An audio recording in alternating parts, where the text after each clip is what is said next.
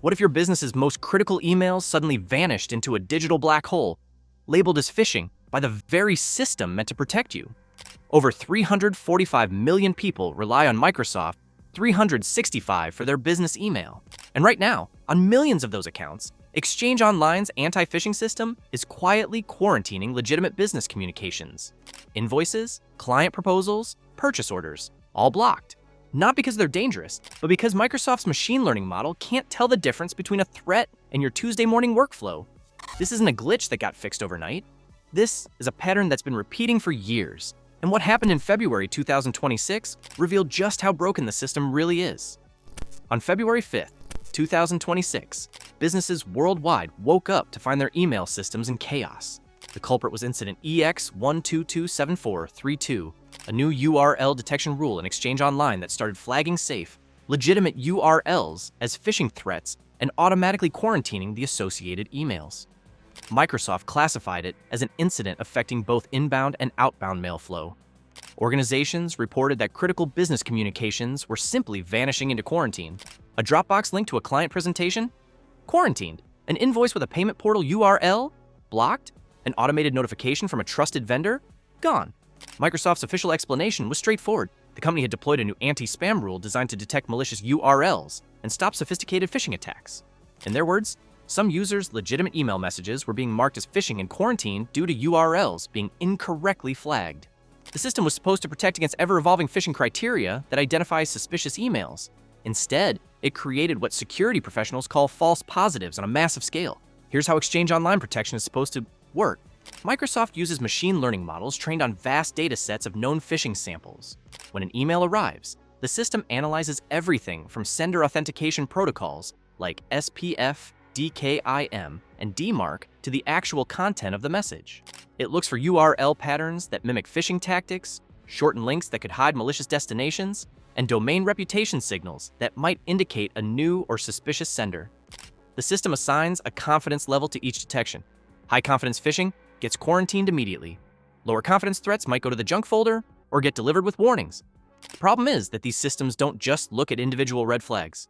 They combine multiple signals, and when enough boxes get checked, even a completely legitimate email can cross the threshold. An email with an attachment plus an image-heavy signature plus a sender whose domain lacks DMARC configuration? That combination alone can trigger a false positive. Add a URL that happens to match certain structural patterns used by attackers, and the system quarantines it without hesitation. And here's the critical detail most users don't understand. When Exchange Online marks something as high-confidence phishing, it overrides your manual whitelist settings. You can tell the system that a sender is trusted, and it will ignore you. Security researchers and IT administrators discovered something alarming when they started examining the February 2026 incident. The new URL rule was so aggressive that it flagged domains and link structures that are part of normal business communication. Legitimate shortened URLs from services businesses use every day were being caught. Links to file-sharing platforms that companies rely on for collaboration were triggering quarantines. Even internal company URLs were getting flagged in some cases if they happened to match certain heuristic patterns the AI associated with obfuscation, techniques used by phishers. Cybersecurity news outlets reported that the technical root cause was a misconfigured detection rule that incorrectly identified URL patterns as malicious. Microsoft confirmed that engineers were actively reviewing quarantined messages and working to unblock confirmed legitimate URLs. But here's what makes this particularly dangerous. When these emails get quarantined, they don't just sit in a folder where users can easily find them. Messages flagged as high-confidence phishing go to the admin quarantine, not the user's self-service quarantine. That means the actual recipient never gets notified. They don't know the email exists. They don't know someone tried to send them something important. The message just disappears into an administrative black hole, and unless an IT administrator happens to be actively monitoring quarantine folders and manually releasing messages, that email is effectively gone. You probably think this was a one-time mistake, a bad update that Microsoft quickly fixed. Here's why that's wrong. This exact pattern has been happening repeatedly for years. In June 2024, a change to Exchange Online's phishing detection system misidentified domain creation dates, causing legitimate emails to be flagged for more than 2 weeks. The system was incorrectly identifying domains as newly created, which triggered reputation issues in the anti-phishing algorithms. Any email containing URLs from affected domains got quarantined regardless of legitimacy. In May 2025, a machine learning model wrongly tagged emails from Gmail accounts as spam under incident EX1064599. In March 2025, anti-spam systems quarantined legitimate messages. In September 2025, bugs blocked URLs in emails and Microsoft Teams. In August 2024, emails containing images were wrongly tagged as malware and sent to quarantine. Microsoft had to manually replay over 99% of impacted emails after implementing a mitigation. In October 2023, a bad anti-spam rule flooded Microsoft 365 admin inboxes with blind carbon copies of outbound emails mistakenly flagged as spam. And these are just the documented major incidents. Security forums like Reddit are filled with administrators describing persistent false positive issues dating back to 2022. They report patterns where bit.ly links trigger high-confidence phishing flags, where legitimate senders who don't have perfect DMARC configuration get quarantined, where image-heavy email signatures cause messages to be blocked. And in every case, the administrators describe the same frustrating reality. They can't simply whitelist these senders or domains, because Exchange Online's anti-phishing policies override manual whitelists for high-confidence detections. They have to open support tickets with Microsoft to get back-end fixes. The system is designed to not trust human judgment. Now, Microsoft and the cybersecurity industry will tell you this is the necessary cost of fighting phishing, and they're not entirely wrong. The threat landscape is real. According to the Anti-Phishing Working Group, there were over 1 million phishing attacks in Q1 2025, the highest since late 2023. Phishing emails account for 89% involving impersonation tactics. Attackers constantly evolve their techniques using sophisticated social engineering. Microsoft has legitimate reasons to be aggressive with email filtering. Their Defender for Office 365 technology significantly disrupted QR code phishing attacks, causing a 94% decrease in those attempts between October 2023 and March 2024. The company blocks over 7,000 password-based attacks per second across their identity systems. The scale of the threat is enormous, and automated defenses are the only way to handle the volume. But here's the critical question regulators and privacy advocates keep asking. At what point does aggressive security become a reliability problem that undermines the entire purpose of email as a communication system? The European Union's General Data Protection Regulation has specific principles about data processing that are relevant here. One is data minimization, the idea that systems should only collect and process the minimum data necessary for their stated purpose. Another is accuracy, the requirement that data processing systems produce reliable results.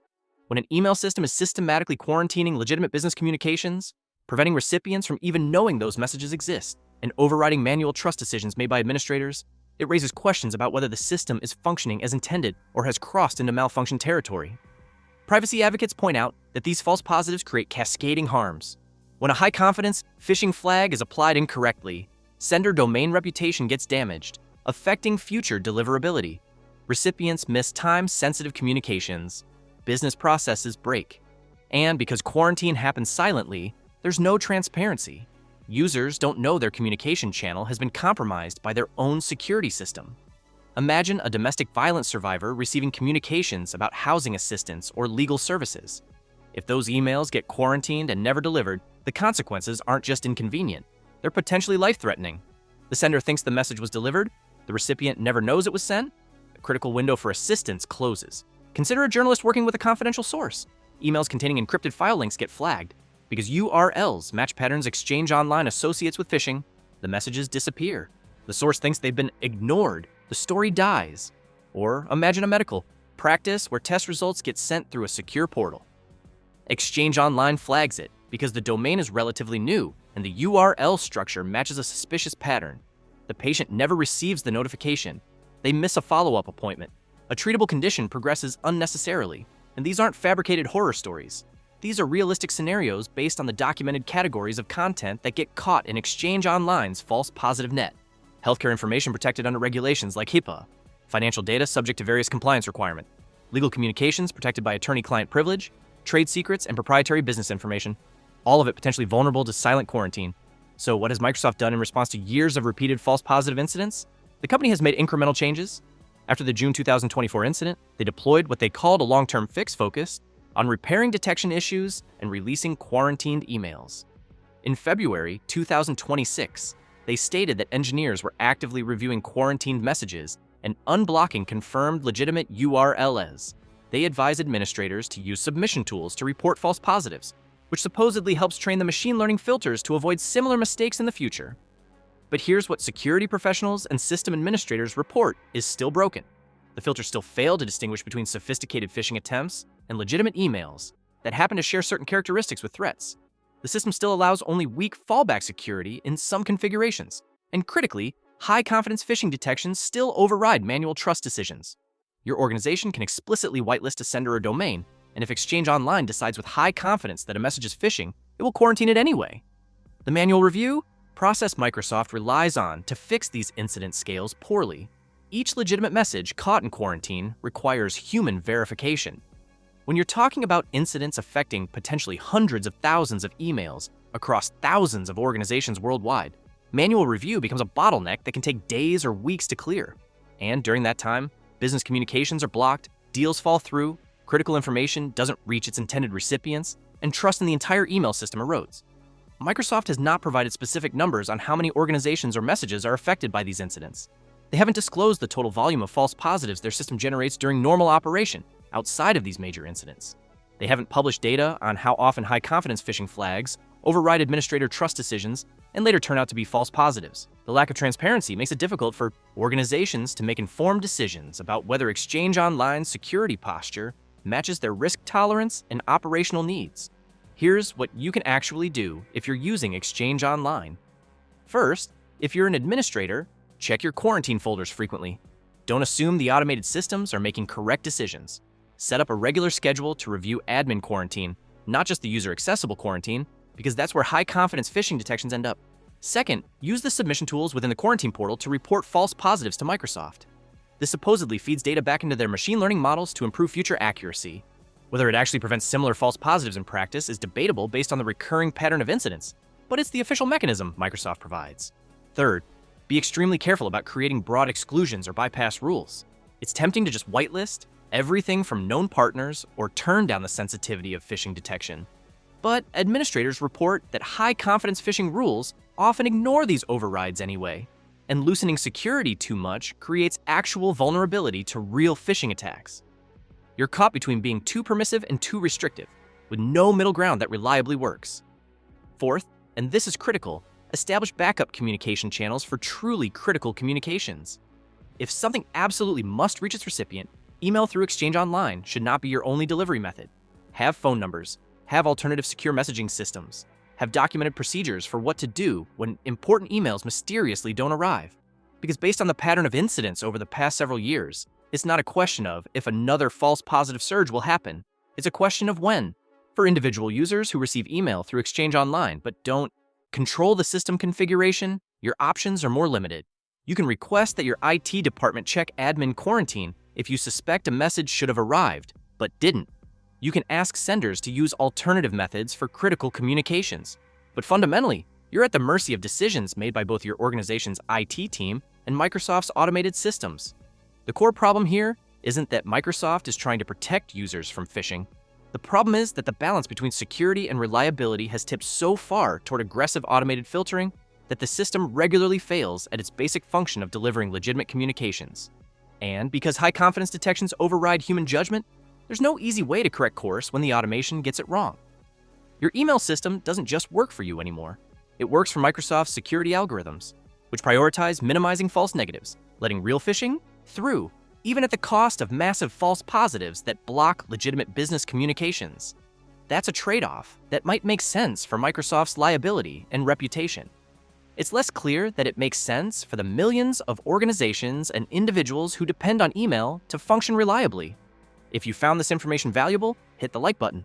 Share this with someone who relies on Microsoft 365 for business email. They deserve to know what's happening to their communications behind the scenes. Subscribe for more investigations into how the technology you depend on actually works and what happens when it doesn't. The systems we trust with our critical communications aren't as reliable as we've been led to believe, and understanding that reality is the first step toward demanding better.